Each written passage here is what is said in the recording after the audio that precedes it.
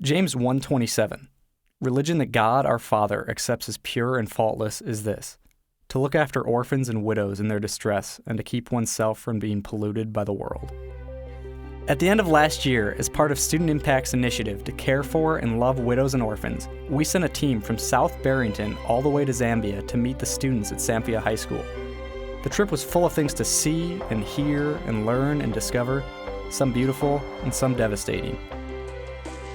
This area of Africa has been ravaged by unspeakable poverty and HIV/AIDS. There are dying people with no medicine, infected babies with no parents, and impoverished teens with very little to look forward to. But there's also amazing courage, an astounding community spirit, and just enough faith to keep hope alive. With meeting after meeting and story after story, one of the biggest questions became, how do we respond? What on earth could a few hundred kids at a church in the northwest suburbs of Chicago even do? Was there anything? The more time spent with the students, the more we learned their stories. Stories of what had led them here and where they dreamed to go. And we discovered that there was something we could do to help. It would require sacrifice and a huge group effort, but it was possible. Hello, Student Impact. I'm Songole from Samfya High School. Hello, Student Impact. I'm Lilian Kasonga. Yes, Sarok Guy there at Student Impact.